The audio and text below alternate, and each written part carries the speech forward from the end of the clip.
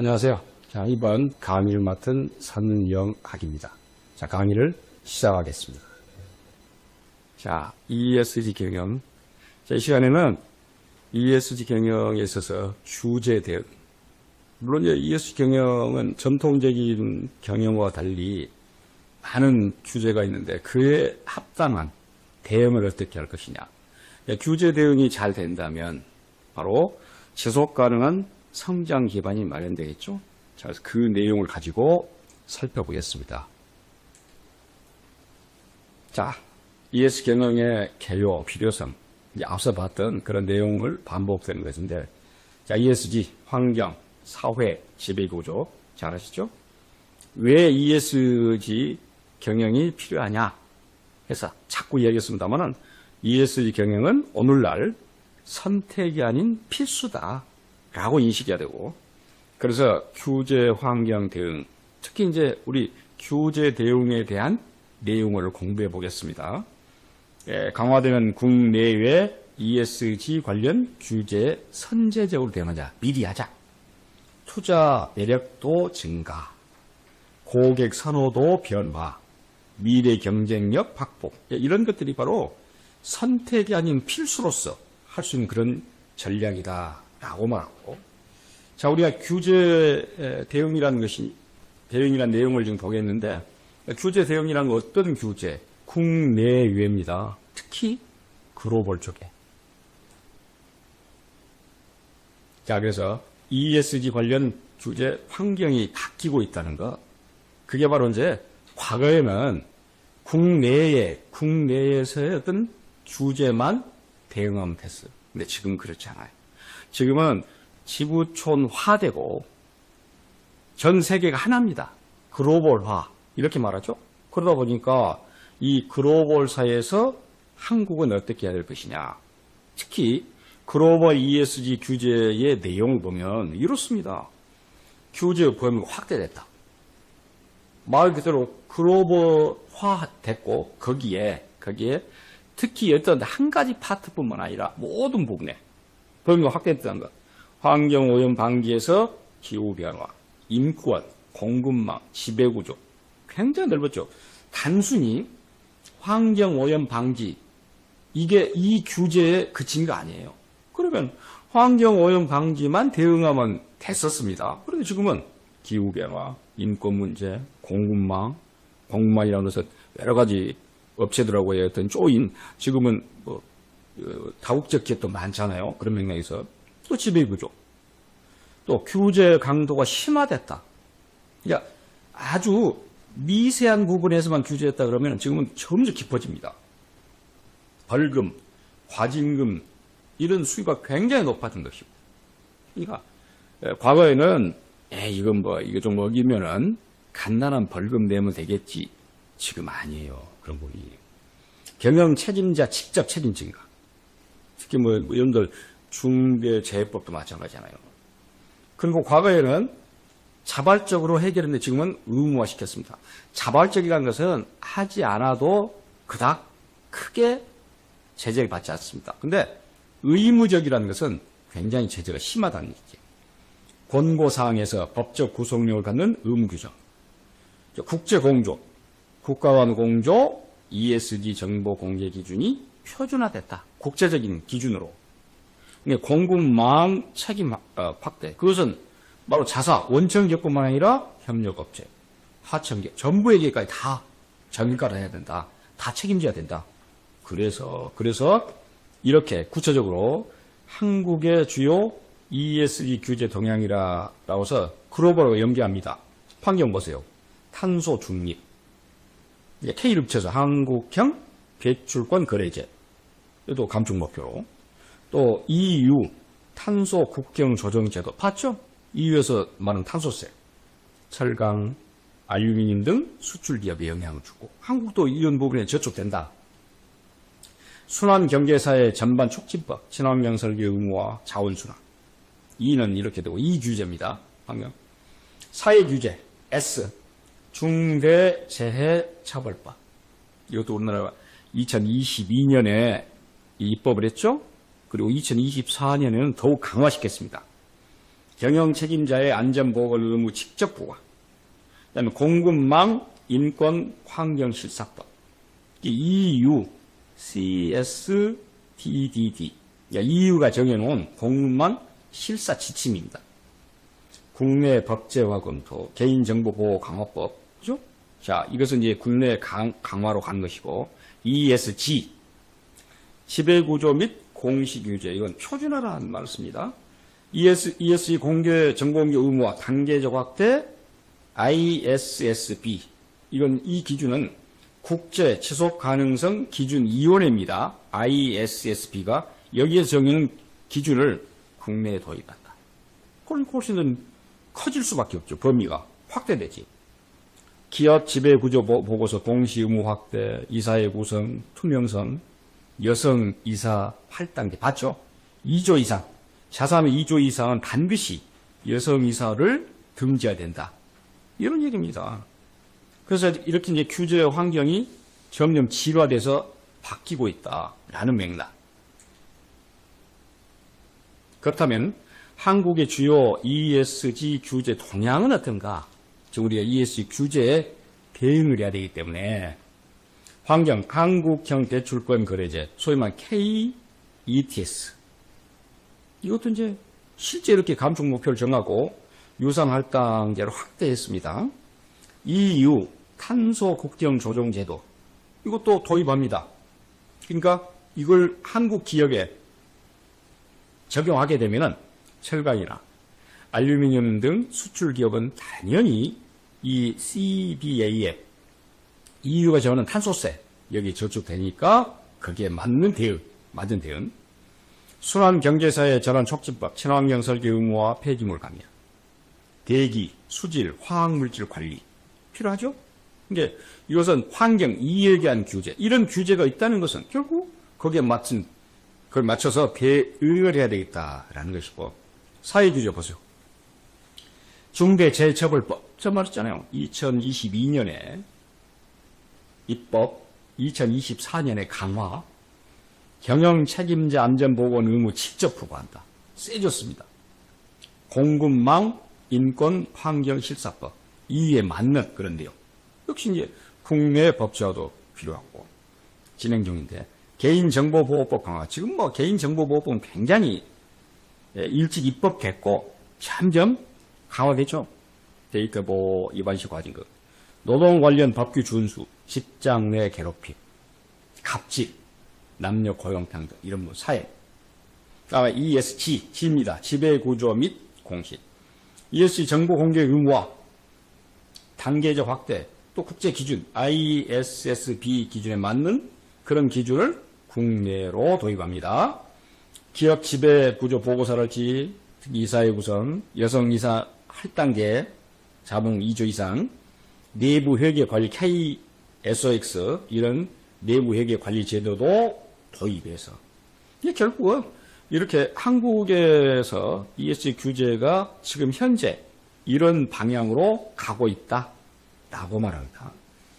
자, 그렇다면 이제 이 ESG 경영이 효과적인 규제 대응에 기여한다. 당연히 ESG 경영을 하게 되면 거기에 맞는 대응할 수 있다라는 것.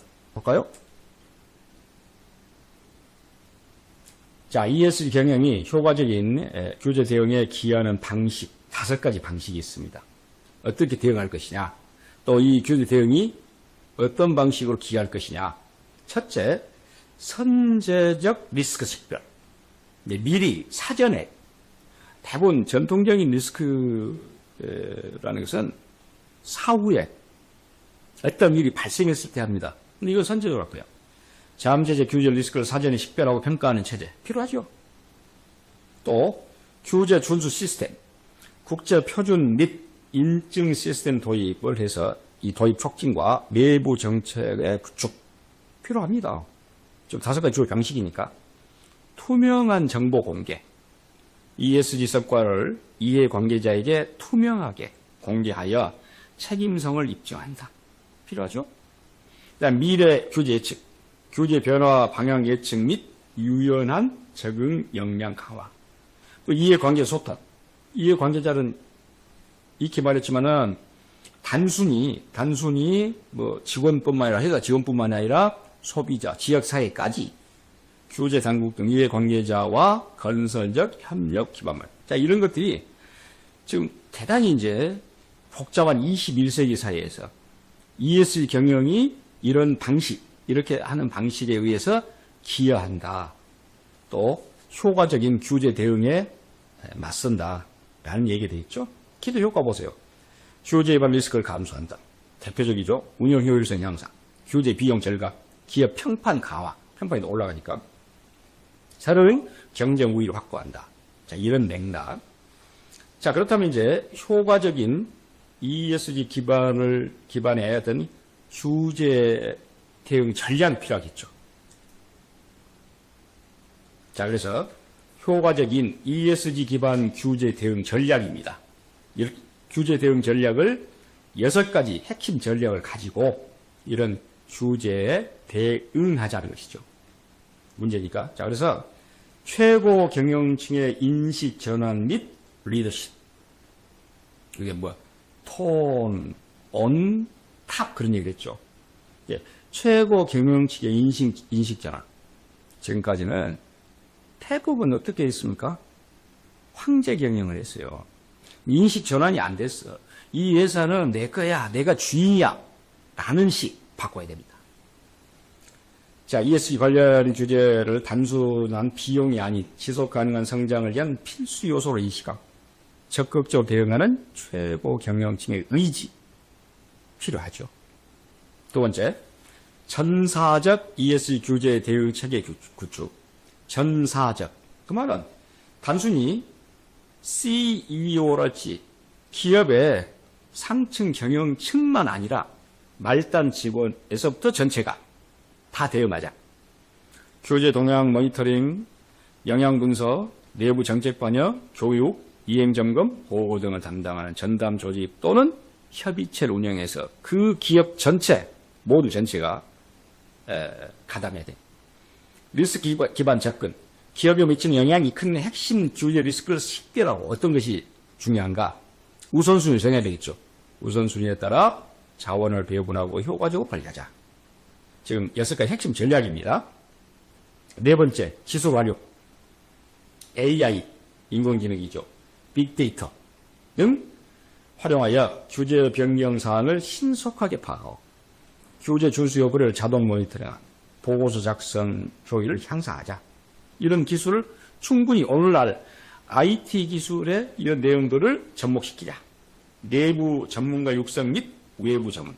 내부 전문가는 당연히 육성해야겠지만 외부에 있는 그런 전문가들의 잠도 활용하자. 내부 법무, 환경, 안전, HR, IR 담당자의 전문성 강화와 외부, 입법, 컨설팅 지도자 자문도 활용하고. 마지막, 공급망 전체의 규제 준수 노력 확산. 공급망 전체, 자사뿐만 아니라 협력업체, 하청업체 전체가 다 이 규제 리스크를 준수하자. 규제 문제를 준수하자. 협력업체 다. 이게 바로 이제 효과적인 ESG 기반의 규제 대응 전략 6가지 핵심 전략이었습니다. 살펴봤고, 규제 대응을 했으면 규제 대응 이후에는 당연히 규제 대응이 잘 되면 접니까? 그 회사가 지속 가능한 경영이 되겠죠? 그 내용입니다. 자, ESG 경영과 지속 가능한 성장 기반 마련이라 라고 해서, 자, 전통적인 성장 모델 한계 있기 봤지만, 자, 환경적 외부 효과는 간과했다. 과거에는 신경도 안 썼어요, 사실 이런 부분에. 또 단기 성과주의. 그냥 눈에 보이는 가시적인 성과만. 사회적 책임 인식, 철저하게 부족했죠. 지배 구조도 불투명했습니다. 그러다 보니까 결과적으로 장기적 기업 가치가 훼손되고 지속 가능성이 위협됐죠. 그러니까 결국은 ESG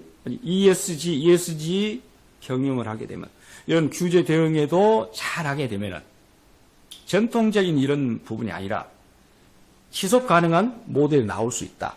보세요, 이제. 어떻게 되는가. 지속 가능한 성장 모델 ESG 경영을 함으로써 환경 책임성 강화, 기후변화 대응, 환경 보전 이런 가치들, 사회적 가치 창출했습니다. 인권 존중, 공급망 관리, 지역사회공, 투명한 지배구조, 투명한 의사결정, 윤리경영 반드시 해야 된다. 그래서 결국 장기적 관점의 채택. 그 결과 지속가능한 성장 기반 마련 및 장기적 기업 가치가 제고된다. 기업 가치가 끌어올려진다.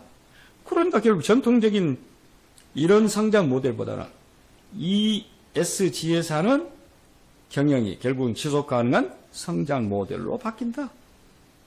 결국은 이렇게 지속 가능한 경영이 이루어질 수 있다라는 것인데, 그와 더불어서 자, ESG 각 요소가 지속 가능한 성장 기반 마련에 기여하는 방식, 어떤 부분이 기여하냐? 다시 말하면 지속 가능한 성장 기여도가 뭐냐? 역시 또 ESG 부분을 나눠서 보겠습니다. 먼저 방향입니다. 경영. 자원 효율성 증대 및 기후변화 회복 탄력성이 확보된다. 그래서 자원 효율성 제고 및 비용 절감. 당연합니다. 그러니까 자원 효율성 제고. 효율성은 늘 말하지만은 적은 비용으로 많은 효과. ESG 경영을 하면 이렇게 효율성이 제고된다. 비용도 절감되고. 비용 절감이란 말 자체가 효율성입니다. 기후변화 대응 및 기회 창출. 온실가스 감축, 친환경 기술 제품 개발로 새로운 시장에 진출하게 되고, 기회가 이렇게 오게 되죠. 환경 법규 준수 및 책임이 강화되는 환경 규제 준수로 법적 제재, 벌금이 과징금 줄어들겠죠. 역시 이제 환경 경영을 하면 이런 성장 기반이 마련된다. 사회적 S. 인적 자본 강화 및 이해관계자 신뢰. 우수 인재 유치. 아무래도 이제 그 기업이 평판이 높고 이미지 제고가 되면 그 기업으로 몰릴 거 아닙니까? 당연히 그러겠죠? 또 이해관계자 관계 구축. 여기서부터 이해관계자가 누구였습니까? 고객, 협력사, 특히 지역사회까지 이렇게 넓혀진다. 지역사회 상생을 통한 안정적 수익 기반 마련. 브랜드 평파. 그 회사의 인지, 브랜드가 올라가겠죠. 그에 결국 더 신뢰하는 자산을 만들고 형성하고, 사회 책임 이행으로 우호적 브랜드 이미 형성. 그렇습니다. 자, 사회 경영. 지배 구조 경영. 거버넌스, G입니다. 투명성, 책임성 기반의 안정적 운영. 필요하죠. 효과적 리스크 관리 체계, 내부 통제, 윤리 경영. 반드시 해야 된다. 그렇습니다. 투명한 의사결정, 이사의 독립성 다양성. 맞습니다. 투자 유치 및 자본 비용 절감. 결국 이렇게 ESG, ES, 환경, 사회, 지배구조 각 요소가 지속 가능한 성장 기반을 마련할 수 있다. 그걸 기여한다. 라는 내용이 되겠습니다.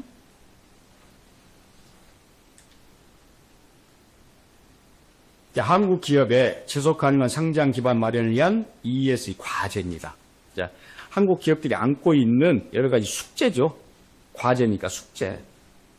숙제란 과제라는 것은 반드시 실천해야 된다. 라는 것이죠. 반드시 또 해내야 됩니다. 실질적 ESG 내재화, 형식적이 아니라 ESG를 단순한 보고나 홍보 수단이 아닌, 그렇게 하면 안 되죠. 실제 기업을 꾸려가면서 실천적으로 실속 있게, 진정성 있게 기업의 핵심 전략과 경영 프로세스 전반에 실질적으로 통합하는 것이 필수적이다. 그렇습니다. 두 번째, 데이터 기반의 성과 측정 및 관리. 철저하게 데이터 기반에서 주먹구구식이 아닌 ESG 활동의 효과를 객관적으로 측정하고 평가할 수 있는 지표. 이런 게 데이터죠. 지표를 개발을 활용하여 지속적인 개선을 추구해야 되겠죠. 세 번째, 이해관계자와의 적극적인 소통 및 참여. 이해관계자 누굽니까? 주주, 고객, 임직원, 협력사, 심지어 지역사회까지. 이런 사람들을 전부 통틀어서 그 기업의 이해관계자라고 일컫습니다. 주주, 고객, 임직원, 협력사, 지역사회 등 다양한 이해관계자와 ES 관련 정보를 투명하게 공유하고 이들의 의견을 경청하며 파트너십 강화가 필요하다. 그렇게 가야 된다는 얘기입니다. 네 번째, 과제입니다. 이거 이루어내야 됩니다. 숙제입니다. 혁신을 통한 ESG 가치 창출. 늘상 혁신이라는 것은, 이노베이션이라는 것은 앞에가 항상 붙습니다. 다시 뒤집자. 새롭게 바꾸자. 그러니까 혁신에는, 이노베이션은 앞에가 영어로 new, 새로운이란 말이 붙어요. 그래서 혁신을 통한 ESG 가치 창출. ESG를 비용이 아닌 투자로 인식하고, 투자로 기술 혁신, 비즈니스 모델 혁신을 통해 새로운 가치를 창출하려는 노력이 필요하다. 그렇습니다. 과제입니다. 다섯 번째, 공군망 전체로의 ESG 확산. 사사뿐만 아니라 공군망, 협력업체, 하청업체 다. 대기업뿐만 아니라, 대기업은 자사겠죠, 자사. 대기업뿐만 아니라 중소, 중견 협력업체, 심지어 지역업체까지도. 중소업체, 지역업체, 중소, 중견 협력업체의 ESG 경영 역량 강화를 지원하고 공군망 전체의 지속 가능성을 보여야 돼. 이게 숙제입니다. 과제입니다. 실질적인 ESG에 대해서 데이터 기반의 성과 측정 관리, 이해관계자의 적극 소통, 참여, 혁신을 통한 가치 창출, 공군망 전체 확산. 그래서 미래를 준비하는 ESG 핵심 DNA로 ESG 경영을 핵심 DNA로 받아들이고 아예 DNA로 뼛속 깊이, 그러니까 회사 어떤 기반에 깔고 밑에다 그 말이겠죠? 받아들이고 실천한 기업만이 미래 사회에서 진정한 리더로 인정받고 지속적인 성공을 거둘 수 있는 기반이다. 그러니까 이런 과제를 잘 이해했을 때 그런 말 되겠죠? 결국 그래서 ESG 경영이란 우리가 말했듯이 어떤 규제 대응을 잘해서, 앞서 공부해봤던 규제 대응을 잘해서 지속 가능한 경영이 돼야 되겠죠? 그렇다면 바로 미래를 준비하는 기업의 필수 DNA로 자리 잡아야 되겠다. 보세요. ESG 경영, 미래를 준비하는 기업의 필수 DNA, 기업의 지속 가능한 성장을 위한 핵심 전략이다. 늘상 붙은 말, ESG 경영은 선택이 아닌 생존과 번영을 위한 필수 전략이다. 거기에 하나 더 붙은 생존과 번영. 그러니까 잠깐 해가지고 단기적으로 꾸려나간 것이 아니라 장기적이죠. 생존이란 건 계속 가는 거잖아요. 또 번영, 재고를 올려야 되겠죠. 끌어올려야 되겠죠. 기업 가치를. 그래서 다시금 환경은 자원 효율성 제고와 기후변화 대응을 통한 회복 탄력성, 빨리 회복할 수 있게끔. 특히 환경은 한 번 망가지면 회복이 쉽지 않아요. 그런 맥락에서 환경 경영, 이경영 그런 것이고, 사회 S 경영, 인적 자본 강화와 이해관계자 신뢰 구축을 통한 인적 자본 강화. 그러니까 능력 있는 사람, 뛰어난 사람, 인재를 영입해서 인적 자본 강화, 그리고 이해관계자 신뢰 구축. 이해관계자는 것은 고객 소비자, 회사 직원, 그 다음에 협력업체, 또 지역사회 전체 다 이런 이해관계자 신뢰 구축을 통한 사회적 가치 창출. 사회경영, 지배구조 지경영, 투명성과 과거처럼 주먹보고 시기 아니고 모든 깜깜이가 아니고 투명하게 다 보여주게 합니다. 투명성과 책임성 기반의 안정적 운영으로 기업 가치를 재고 끌어올리자. 이런 거 바로 이렇게 하자는 것, 이렇게 하게끔 하는 것이 규제에 대응하는 것입니다. 복잡하고 강화되는 규제를 위기가 아닌 기회로 해용해서 그래서 끌어올리자 회사를. 그런 얘기죠. 그래서 미래를 위한 행동은 지금 바로 시작하자. 지금 바로 시작해서 바로 기업의 뼛속 깊이 DNA로 만들자. ESG 경영의 핵심 DNA로 받아들이고 실천하는 기업만이 미래사회에서 진정한 리더로 인정받고 지속적인 성공을 거둘 수 있다. 환경보호, 사회적 책임, 투명한 지배구조. 이런 것이 전제가 됐을 때, 이런 것이 그 회사의 어떤 모든 부문에 활용됐을 때 결국 지속 가능한 성장이 될 수 있다라는 얘기죠.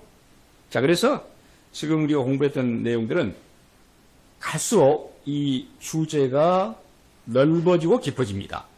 그래서 이런 주제에 대응해야 되고, 이건 국내 규제, 국제 규제 다 따라가야 됩니다. 거기에 잘 대응하게 되게 되면은 결과적으로는 ESG 경영을 함으로 해서 지속 가능한 성장 기반이 마련되고, 그 기업의 평판과 가치는 끌어올려질 것이다.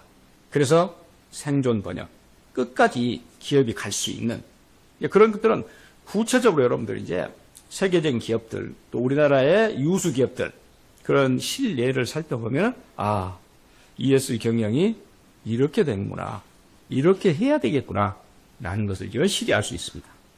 자, 그래서 우리가 이 시간에는 규제 대응과 지속 가능한 성장 기반 마련에 대한 ESG를 살펴봤습니다.